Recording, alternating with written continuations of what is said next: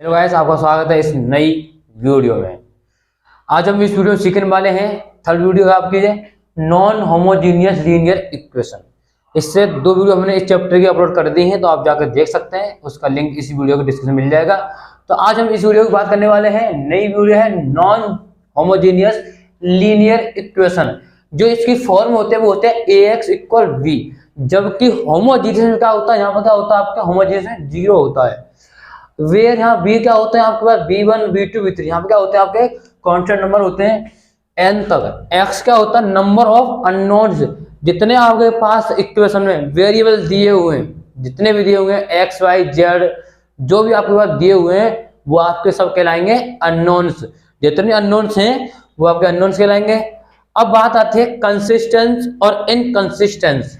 अब हम किसी इक्वेशन को कैसे पहचाने कि ये कंसिस्टेंस है या इनकंसिस्टेंस है, क्योंकि अनंतल और प्रतिच्छेद रेखाएं या समांतर रेखाएं, ये होता है समांतर रेखा का जो होता है एक, ये कोई हल नहीं होता, ये हल होता है।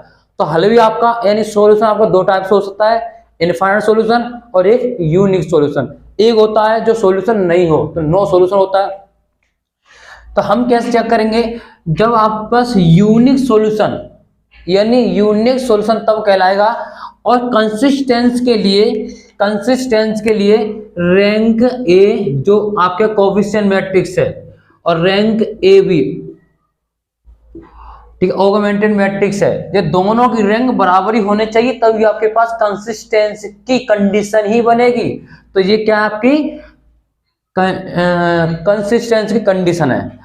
अब कंसिस्टेंस की कंडीशन, तो अब हम चेक करेंगे अननोन से। यदि आपके पास जितनी जो रैंक है और ये रैंक अननोन के बराबर आती है, यानी अननोन मतलब वेरिएबल के बराबर आती है, जितने का मान लीजिए 2x + 3y 5z इक्वल 5, तो इसमें कितने वेरिएबल है x y z, इसमें 3 वेरिएबल है। किससे अननोन, इसमें 3 अननोन है। यदि इसकी दोनों रैंक 3 आ जाए और इसकी 3 आया है, तो आपके पास कहलाएगा unique solution. Gate A point, be remember. एक होता है इनफाइनाइट सॉल्यूशन, ये कब हो सकता है, देखिए ये तो कंडीशन आपके बराबर होनी चाहिए, ये तो सफिशिएंट है, क्लियरिटी है। लेकिन ये तो होना चाहिए जबकि ये अननोन से क्या हो, लेस देन हो, क्या हो, लेस देन हो, तभी कहलाते हैं इनफाइनाइट सॉल्यूशन।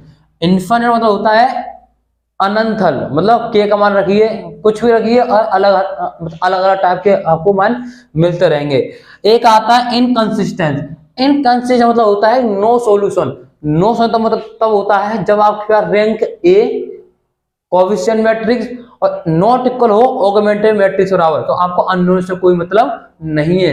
यही बात मैंने आपको शुरू के लेक्चर में दी थी, यही बात मैंने सेकंड में दी थी, यही बात थर्ड में कह रहा हूं। अननोन से कोई मतलब नहीं होता कि अननोन कितना है कितना नहीं है। लेकिन ये कंडीशन आपकी फॉलो नहीं होती है तो आपके पास नो सॉल्यूशन की कंडीशन बन जाती है। और यदि ये बराबर होती है तो आप चेक करेंगे अननोन के बराबर, ये चेक करेंगे अननोन के बराबर कम है तो इनफाइनाइट सॉल्यूशन, और इक्वल है तो यूनिक सॉल्यूशन। आप इसे नोट कर सकते हैं। और बस यही इसका कंसेप्ट था। आप इसका 2-3 क्वेश्चन लेंगे तो आपको क्लियरिटी समझ में आ जाएगा। और आपने फर्स्ट और सेकंड वीडियो नहीं देखी हो तो आप देखिए chapter first, chapter second, chapter third और फोर्थ चैप्टर। और हमने एक एक क्रम से बनाना चाह रहे हैं चैप्टर को, तो आप हमारे चैप्टर को एक तरफ से देखते जाइए वीडियो को।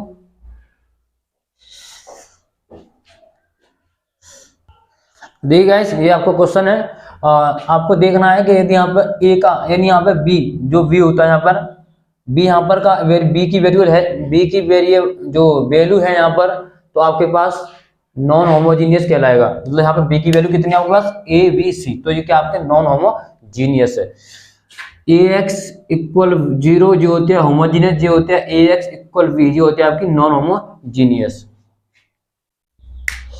तो इसे हम करेंगे अपने फॉर्म में लिखेंगे a, इसमें a मैट्रिक्स कितनी है, इसमें a का कोएफिशिएंट, सॉरी a का क्यों, अननोन के कोएफिशिएंट। अननोन मतलब x का कोएफिशिएंट कितना -2 है, y का 1 है, z का 1 है, x का 1 है, -2 है, 1 है, 1 है, 1 है, माइनस का कोएफिशिएंट देखना है, इसका कोएफिशिएंट -2 है, इसका 1 है, इसका 1 है। ये सब क्लास 12th की बात है।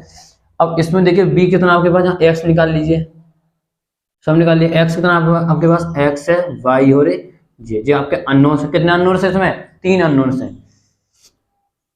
अब v कितना है, v आपको दिया हुआ है a, v और c, मतलब यहाँ पे b आपका 0 नहीं है, तो ये आपके नॉन होमोजीनियस की कंडीशन है। b का मान आपको दिया है ना जरा, तो ये क्या है, नॉन होमोजीनियस है। ठीक है, आपको पहचान लोगे आप।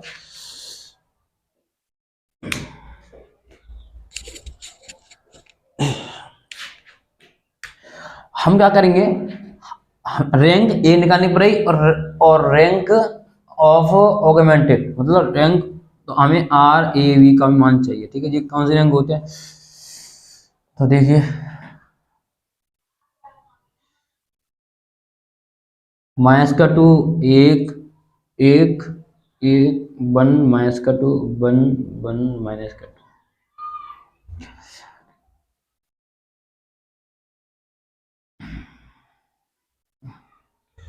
यहाँ पे आपके क्या आएंगे, v के कोफिशिएंट, v का क्यों, v के नंबर आएंगे a, v और c। ठीक है, हमें इसे क्या करना है, सॉल्व करना है। अब आप ये देखिए यही आपकी ऑगमेंटेड मैट्रिक्स है, जी पूरी आपकी कौन सी मैट्रिक्स है, ऑगमेंटेड मैट्रिक्स। ठीक है, जिसमें b की वैल्यू आ जाए, और ये कौन सी मैट्रिक्स है, a। मतलब आपको जी वाली मैट्रिक्स सॉल्व करने की जरूरत ही नहीं है, ये मैट्रिक्स ये है, यदि आप इसे सॉल्व करोगे जो इसकी रैंक होगी वो इसकी रैंक होगी, है तो पूरी मैट्रिक्स यही, बस इसमें एक कॉलम भरने की वजह से इसका नाम रख दिया है ऑगमेंटेड मैट्रिक्स। ठीक है, तो आपको इसे सॉल्व करने की जरूरत नहीं है, आपको इसे सॉल्व कर लिए, देखो ये सॉल्व कर लोगे तो आप ये सॉल्व कर लोगे, डाउट क्यों मेहनत करें आप। तो रैंक ए वी, बस आपको क्या करना है, बस इसमें 0 करना है, अधिक से अधिक आप 0 करिए। क्या करना है माय डियर, अधिक से अधिक आप 0 करने की कोशिश करोगे तो क्वेश्चन दूर नहीं है अपने हाथों से।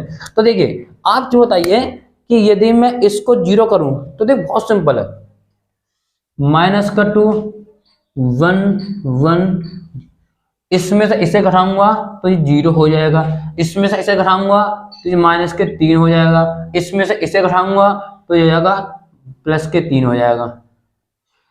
अब इसमें रूल कॉलम लगा सकते हो, रो लगा सकते हो, दो जो मन करा उसमें लगा सकते हो। रैंक निकालने के लिए कोई भी नियम नहीं है इसमें, रो का कॉलम। इस यहाँ v आ जाएगा, क्यों मैं इसको चेंज कर रहा हूँ रो 3 को, तो यहाँ पे आ जाएगा v-3c। और यहाँ पे लिख दूंगा नियम आपके, क्या लिख रहा हूँ मैं कि रो 2 में से रो 3 चेंज कर रहा हूँ और रो 2 में से रो 3 घटा रहा हूँ। तो आपके समझ में अब बात आगे होगी कि मैं क्या करना चाह रहा हूँ। ठीक है, गेटिंग पॉइंट। तो मैं इसको यहाँ से कर सकता हूँ, अननोन कितने आपके पास, 3 अननोन। ठीक है, ध्यान रखना, जो आप यहीं देख सकते हैं अननोन कितने, 3 है। तो रैंक ए और वी, तो इसकी रैंक कैसे निकालेंगे देखिए। अब देखिए हमें ये 0 करना है, देखो हम चाहते हैं कि हमारे पास जो एलिमेंट होता है ऊपर वाला, उसके नीचे वाले एलिमेंट 0 कर लिए, बस आपको फर्स्ट काम यही करना है। फर्स्ट काम ये कर लोगे ना तो आप इसके मैट्रिक्स बाहर निकल सकते हैं। तो इसको 0 कैसे करूंगा, यदि इस रो में 2 को गुणा करूं और जोड़ दूं दोनों को, तो +2 -2, तो -2, तो हम किसको चेंज कर रहे हैं, रो 2 को, तो जिसको चेंज करेंगे और उसी रो को छेड़ेंगे, अन्यथा सबको क्या करेंगे, योग तो हम लिख देंगे। अब इसमें 2 गुणा करके जोड़ेंगे 0 हो जाएगा, इसमें 2 गुणा करूंगा तो कितने हो जाएंगे, 2 2 4, और 4 में जोड़ूंगा तो -3 बचेंगे आपके। इसमें 2 गुणा करूंगा 2 और 1 3 हो जाएंगे, 2 गुणा इसमें करूंगा 2, तो 2 गुणा इसमें करूंगा तो हो जाएगा आपके पास 2b + के a। देखो इसमें 2 गुणा करूंगा, इसे जोड़ दूंगा। ठीक है, अब ये सेम टू सेम ले लिए, 0 -3 3 और ये b-3। देखो इसका सॉल्व करने का एक ही तरीका होता है, मैं आपको बता रहा हूँ, आपको पता है बहुत अच्छी बात है, मैं आपको बता रहा हूँ कि आपका जो ऊपर वाला सबसे एलिमेंट होता है ऊपर वाला, उसके नीचे वाले दो रो को 0 कर लीजिए, बस 2 एलिमेंट को, फिर वो अपने आप 0 हो जाता है अपने आप, फिर आपका दिमाग अपने आप ऑटोमेटिक काम करने लग जाता है। हाँ अब हम ऐसा करने चाहते हैं। ठीक है, अब देखिए इससे देखो हो गया, देखो कम, जी अपने आप 0 हो गए, देखो दोनों, तो अपने आप ही होता है इसमें, तो 0 0। देखिए यदि मैं इसमें से इसे घटाऊंगा, इसमें इसे घटाऊंगा तो -3। देखिए यदि मैं इसमें इसे घटाऊंगा 0 हो जाएगा, इसमें इसे घटाऊंगा 0 हो जाएगा, और यदि इसमें से इसे घटाऊंगा तो देखना आपको एक ही शब्द, इसमें से इसे घटाऊंगा तो ये माइनस का b हो जाएगा, माइनस का b प्लस के b, तो बचेगा आपके पास 1b। ठीक है, और यदि मैं इसमें से a से घटाऊंगा तो ये हो जाएगा प्लस का c, और तो प्लस का सी और प्लस का ए, क्यों ए तो प्लस का ही था ना। एक और बात बन सकती है, हम देखो क्या बात बन सकती है, यदि मैं ऐसा करूंगा इन दोनों को, देखो ये जीरो हो सकता है, कर लीजिए जीरो, माइनस का 2 1 1 0 0 0 माइनस का 3 0, इसको ऐड कर लीजिए तो ये हो जाएगा, देखो column column 1 sorry column 2 column 3, column को चेंज कर रहा हूँ, कॉलम 3 को चेंज कर रहा हूँ, कॉलम 2 और कॉलम 3 को, ये दोनों को जोड़ोगे 2 हो जाएगा, ये दोनों को जोड़ोगे 0 हो जाएगा, ये 0 हो जाएगा।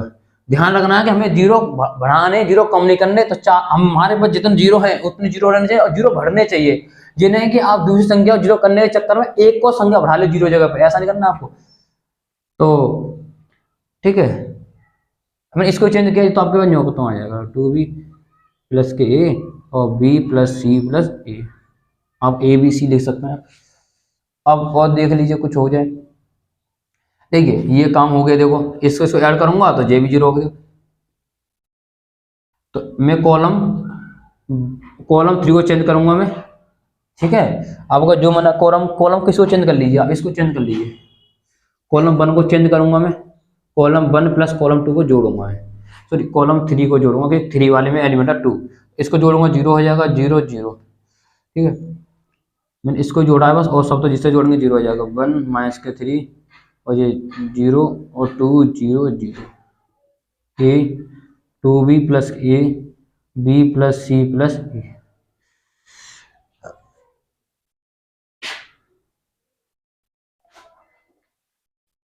हाँ, अब और हो सके तो आप जीरो और करने की कोशिश करिए, हम ये नहीं कह रहे आप यहीं पर रोक दीजिए, करना चाहो तो करिए जीरो।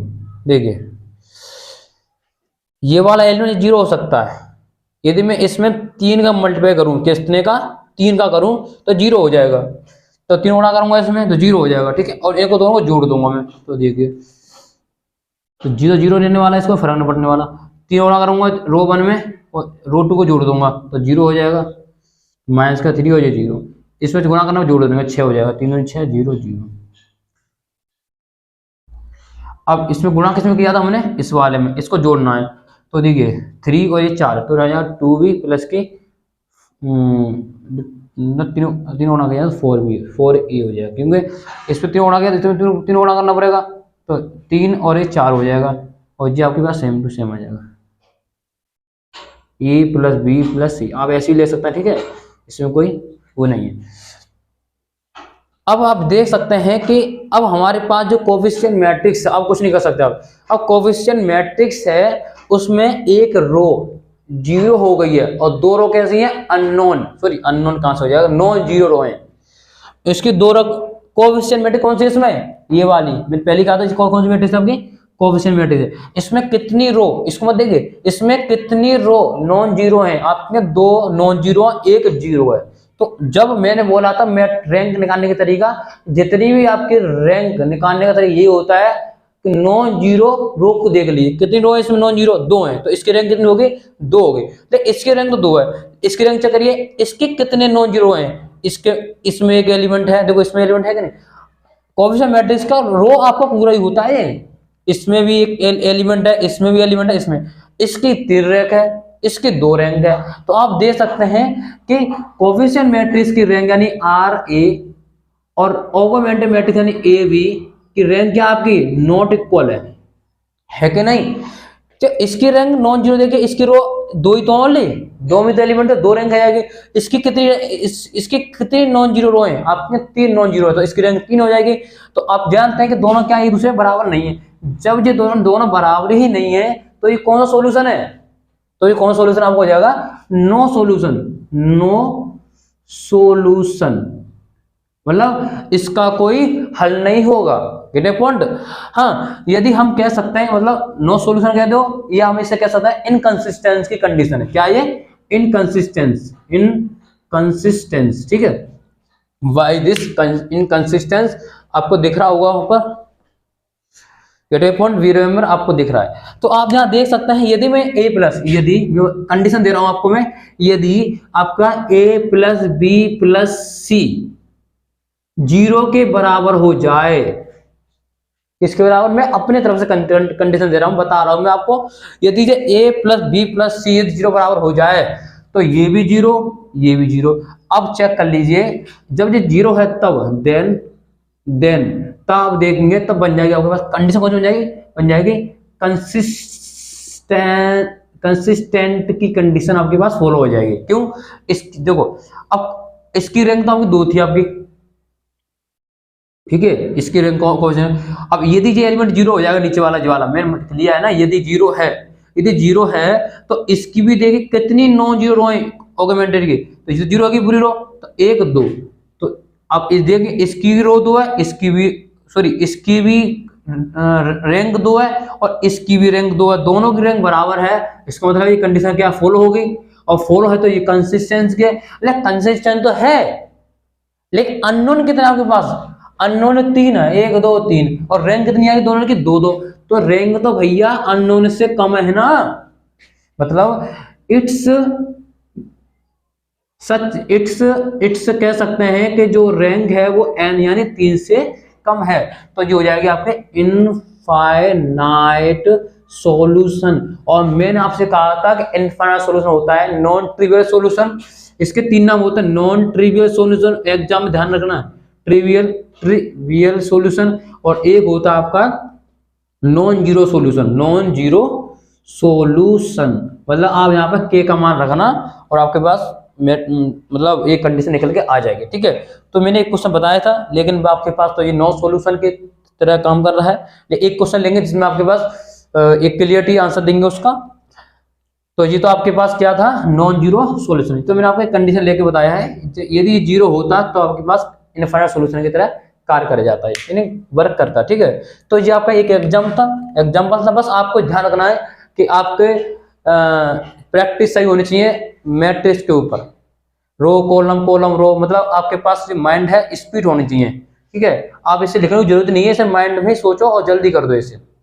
तो इसके बाद एक और क्वेश्चन हम करते हैं। देख गाइस, ये क्वेश्चन है आपका, ये न्यू क्वेश्चन है। पहले इसकी हमने कहा था, देखो मैं यहाँ पर सीधे ही बताता हूँ कि अननोन जो हैं वो 3 अननोन्स हैं, एक्स वाई जेड, ठीक है। मैं बार बार चीज को लिखना जरूरी नहीं कर रहा, मैं आपको सीधे ही मैट्रिक्स लिखता हूँ, ऑगमेंटेड मैट्रिक्स ए बी लिखता हूँ। तो कोएफिशिएंट कितने? 1 माइनस का 1 2 3 1 4 और ये 1 1 1। ये तो आपके पास कोएफिशिएंट मैट्रिक्स लिख दी। अब लिखूंगा मैं ए बी, यानी 1, यहाँ पे क्या है? बी का कोएफिशिएंट, बी के वेरिएबल आ जाएंगे, सॉरी वी के नंबर आ जाएंगे यहाँ पर 4 6 1, वी के नंबर आ गए, ठीक है। वी के वेरिएबल नहीं है, वी के नंबर आएंगे। तो ये आपके पास कौन सी मैट्रिक्स है? Coefficient matrix. ये पूरी कौन सी मैट्रिक्स हो गई? Augmented matrix. तो आपको ये मैट्रिक्स और ये मैट्रिक्स चेक करना है आपको, ठीक है। तो हम पहले सोल्व करके देखेंगे किस तरह की कंडीशन बनने वाली है आपकी, ठीक है। तो इसको हम सोल्व करेंगे, लगाएंगे इसमें प्रोसेस। तो हमें करना है 0, तो 3 गुना करेंगे, 3 3 9 यानी 1 3 1। तो आप देखिए, यदि मैं R2 को चेंज करूंगा 3R1 माइनस के R2, तो ये देखिए इसमें मैं क्या करूँ? R2 को चेंज कर रहा हूँ, जिसको चेंज करूँ वही चेंज होगा, row only same, otherwise row same to same रहेंगे। इसमें करूंगा R1 करूंगा 3 गुना, इसमें घटा दूंगा तो 0 हो जाएगा आपका डेटा, तो 0 हो जाएगा, ठीक है। और 3 गुणा करेंगे इसमें क्या होता है आपका है 0। इसमें गुणा करूंगा कितने का? 3 का। 3 में से 1 जाएगा, 3 में से 1 जाएगा तो माइनस के 4 बचेगा, ठीक है। और इसको देखिए 3 दूनी 6 और 6 में से 4 जाएंगे 2 बचेगा, गुणा करिए 4 3 12, 12 में 6 जाएंगे 6 बचेगा, 1 1 1। और देखिए प्रोसेस, यदि इसमें से इसे घटाऊं तो 0 हो जाएगा सीधे। आपको ध्यान रखना है जब भी हम इस तरह के रैंक तो दूर की बात है, रैंक तो हम निकालते हैं, बस चेक करना होता है नॉन जीरो रो, ठीक है। लेकिन हमें सॉल्व करने का ये होता है कि हमें एक संख्या के नीचे 2 जीरो कर लीजिए, ऑटोमेटिक अपने आप सॉल्व हो जाती है। आप ऐसा नहीं करोगे तो आप कभी नहीं निकल सकते इससे, मैट्रिक्स से।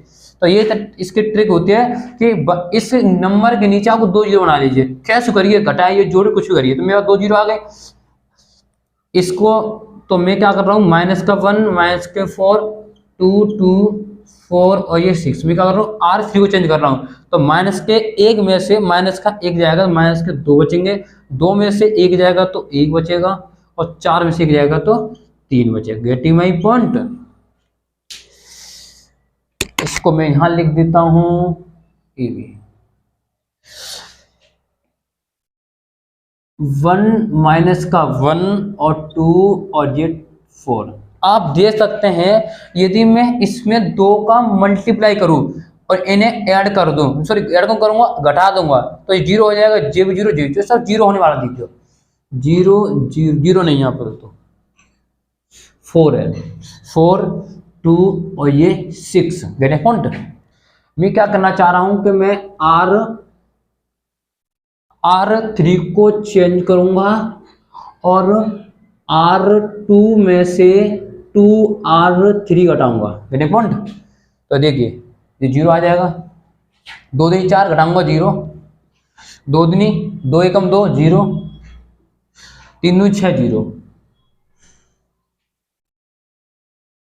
इसको देखिए आप, हो सके तो 0 करना और 0 बढ़ाने, 0 कम नहीं करने। देखिए हमारे पास 0 हो चुका है और 0 हो सके तो 0 करना। देखिए यदि मैं इसमें से इसे घटाऊं, इस रो को 1 को चेंज करूंगा, रो 1 को चेंज करूंगा, रो 1 में से रो 2 घटाऊंगा मैं, तो 1 में से 0 जाएगा तो 1 ही आएगा, और माइनस के 1 में से 4 जाएगा तो माइनस के 5 हो जाएगा, और 2 में से 2 जाएगा 0 हो जाएगा और 0 जाएंगे, और 4 में से 6 जाएंगे तो माइनस के 2 हो जाएंगे। और ये आपके पास सेम टू, क्योंकि हमने R को चेंज किया, R2 और R3 को यूं को तो लिख देंगे। इतना हमने करने के बाद अब हमें देखना है तो और सोल्व हो सकता है। तो देखिए अब ये कभी भी, अब यदि तुम इसको सोल्व करोगे, यदि ऊपर सोल्व करोगे तो 2 यहाँ पहुंच जाएगा, ध्यान रखना, नीचे सोल्व करोगे 1 यहाँ पे आएगा। अब इसके बाद तुम कुछ नहीं कर सकते, कुछ नहीं हो सकता। आपके कॉलम लगा लीजिए, कॉलम्स करोगे तो ये यदि किसको 0 करोगे, इसको 0 करोगे, जो 0 होने चक्कर में यहाँ पे एक संख्या बढ़ जाएगी, ठीक है, अब नहीं हो सकता। तो आप यहाँ देख सकते हैं कि कोफिशिएंट मैट्रिक्स, यानी ये वाली मैट्रिक्स कोफिशिएंट है, इसकी जो रैंक है वो कितनी है आपकी, इसकी रैंक है, क्योंकि इस कोफिशिएंट मैट्रिक्स का एक रो 0 है और 2 रो कैसे इसके नॉन 0, तो इसकी रैंक कितनी हो जाएगी 2। आप देख सकते हैं ऑगमेंटेड मैट्रिक्स रैंक कितनी है, देखिए इस पूरी रो, इसकी पूरी रो 0 है, तो इसकी क्या कितनी रो ऐसे नॉन 0 रो है, कहोगे 2, इसकी रैंक 2 है। तो आप यहाँ देख सकते हैं सच डेट कि रैंक ए की और रैंक ऑगमेंटेड की रैंक बी, दोनों की रैंक क्या होती है, दोनों बराबर है। तो मैं इसका आपका कंसिस्टेंस की कंडीशन बन रही है, यानी कंसिस्टेंट मतलब होता है सॉल्यूशन तो होगा इसका। और किस तरह सॉल्यूशन, देखिए इन दोनों की रैंक है वो 2 है, कितनी है 2 रैंक है, और 2 जो रैंक है वो कितनी अननोन कितने आपके पास है 3, 1 2 3, मैंने बताया था वेरिएबल को कहता है अननोन, कितने 3, तो ये 3 से तो कम ही है ना, क्या है ये 3 से कम है, तो ये रैंक है वो क्या आपकी अननोन से कम है। और जब अननोन से कम है तो होंगे आपके इनफाइनाइट सॉल्यूशन, इनफाइनाइट सॉल्यूशन। अब हमारे पास सॉल्यूशन कैसे निकालेंगे, देखिए तो आपको पता है यहाँ पर कि जो पहला वाला होता है वो x का होता है, गुणा करना कोफिशिएंट, जो दूसरा वाला माइनस y का होता है, और तीसरा वाला z का होता है। 0 0 यहाँ पर इक्वल हो जाएगा b के, b कितना है माइनस का 2। क्वेश्चन नंबर 1, ये दूसरा वाला b का सॉरी y का होता है और ये z का होता है, इक्वल हो जाएगा 6 के बराबर। ये तो 0 है, इसका मतलब नहीं। आप यहाँ देख सकते हैं यहाँ पर एक किसी का मान परफेक्ट नहीं है, क्योंकि अब मैं क्या करूं कि अब मैं किसको कैसे सोल्व करूं, x y y z।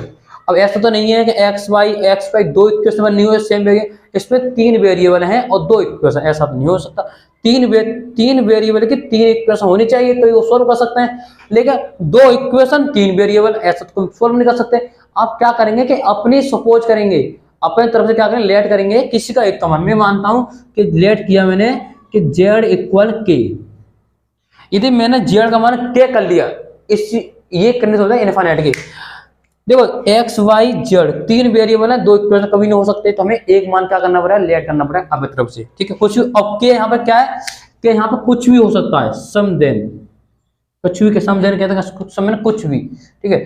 तो यहाँ पर अब के का मान रख लीजिए, तो 4y प्लस के 2 जगह में क्या के रखना है, के एक नंबर है, कांस्टेंट नंबर है, तो यहाँ पे y कितना आ जाएगा आपके पास, तो आप सोल्व कर सकते हैं, ये इधर जाएगा तो 6 माइनस के 2 के अपॉन 4, कोफिशिएंट नीचे आता है, इसमें क्या कॉमन दिख रहा है आपको, 2 कॉमन दिख रहा है और 2 से 4 कट जाएगा, तो यहाँ पे आ जाएगा 3 माइनस के अपॉन 1/2। तो जी किसका मान आ गया, देखो जेड का मान तो आपके पास जे आ गया, जेड का मान तो मैंने आर्बिट्री कांस्टेंट मान लिया है, यानी क्या मानिए आर्बिट्री कांस्टेंट, ठीक है। तो जेड का मान आपके पास ये आ गया, के वाई का मान आपके पास ये आ गया, ठीक है, ये वाला। अब मुझे लगाना जेड एक्स का मान, तो एक्स मान यहाँ पे निकाल सकता हूँ, इसको देखिए एक्स मान यहाँ पे निकालता हूँ, ठीक है। वाई का मान कहाँ रखना, इस पे रख देना, तो एक्स शेप रखना है, तो देखिए ये माइनस का है प्लस का है, पहले माइनस का है, ठीक है, माइनस का है, वाई इधर जाएगा तो प्लस का हो जाएगा, 5 है 5 गुणा, और यहाँ वाई कितना आपके पास 1/2 और ये 3 माइनस के आपको यहाँ पे दिख रहा होगा, ठीक है। तो आपको देखो इसे सोल्व कर लोगे आप, इसे सोल्व करने के बाद जो मान आएगा वो आगे आपका x का मान आपके पास निकल के आ जाएगा। तो सोल्व करने का जा रहा है कि मल्टीप्लाई करना, बस आपको काटापीटी करके इसका आंसर आ जाएगा। तो इसकी तरह से हमने x का मान जे आ गया, y का मान जे आ गया, z का मान जे आ गया, इस तरह से हमने क्या करा, इक्वेशन को सोल्व कर दिया। लेकिन आपको पहचानने की तरीका यही होता है कि आपके पास जो रैंक है दोनों की, कोएफिशिएंट मैट्रिक्स और ऑगमेंटेड मैट्रिक्स की जो रैंक है दोनों की इक्वल होनी चाहिए और अननोन से कम होनी चाहिए, तब होते हैं आपके इनफाइनाइट सॉल्यूशन, यानी नॉन ट्रिवियल सॉल्यूशन कह दो या नॉन जीरो सॉल्यूशन कह दो, क्योंकि इसके जीरो सॉल्यूशन आएंगे नहीं, तो इसलिए नॉन जीरो सॉल्यूशन है, ठीक है। तो इसका ये क्वेश्चन बहुत ही बढ़िया क्वेश्चन था ये, और इस वीडियो मैंने किया था एक क्वेश्चन। तो आपको फिर मिलूंगा एक मतलब ऐसी एक नई वीडियो में, जब तक इस चैनल बने हैं और चैनल को सब्सक्राइब नहीं किया तो कर लीजिए रेड बटन को दबाकर। तो इसके बाद हम नेक्स्ट चैप्टर की बात करने वाले हैं, आप एक्सरसाइज खुद कर सकते हैं, क्वेश्चन बहुत इजी है, कंसेप्ट सीखोगे क्वेश्चन कहीं ना कहीं, क्योंकि कंसेप्ट के ऊपर ही होता है क्वेश्चन, क्योंकि क्वेश्चन आप कर सकते हैं, क्योंकि आपके क्लास 12th के आप स्टूडेंट हैं तो आपके लिए जो मैथ इतना वो नहीं, लेकिन कंसेप्ट आपके पास पता चल जाएगा तो आप इसको सोल्व कर दोगे, मैथ के साथ सोल्व किया। तो जब तक बने रहें चैनल पर, जब तक जय हिंद जय भारत, और thanks for watching my video.